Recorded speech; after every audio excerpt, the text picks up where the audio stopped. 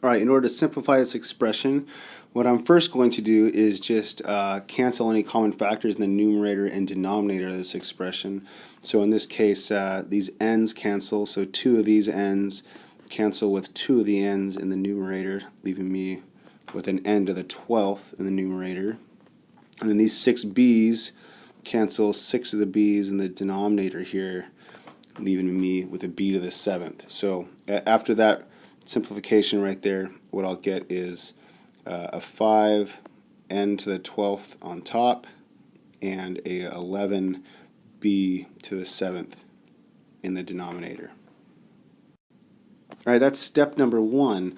The next step is now I need to simplify this by getting the radical out of its influence of the denominator. We can't have a radical around the denominator. So the steps I'm going to do is first I'm going to take that expression and I'm going to split this radical, the square root, over the numerator and denominator.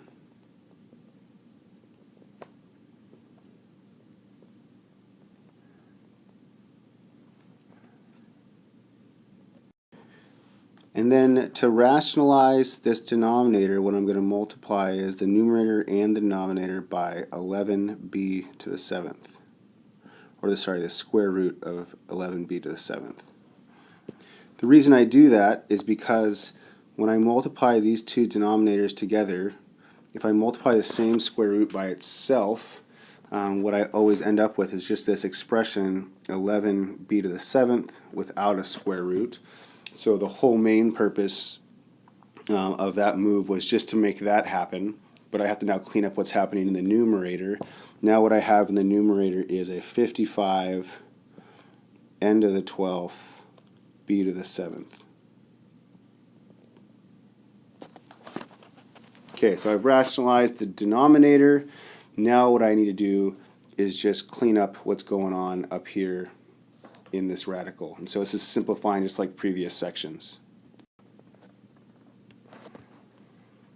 I won't go through all of the steps just for the sake of making this video shorter than it would be longer. But when I simplify this numerator up here, I look at the n's.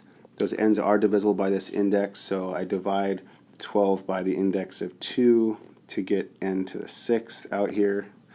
I then attack these b's, and 7 isn't divisible by 2, but b to the 6th is, so that b to the 6th comes out and becomes a b to the 3rd, and then what's left under the radical here is a 55, and then the 1b I had to split off, and then I get 11b to the 7th. Almost done. Last step now is just to cancel any common factors I have outside the radical. These 3 b's can cancel with 3 of the b's right here to leave me with a b to the 4th.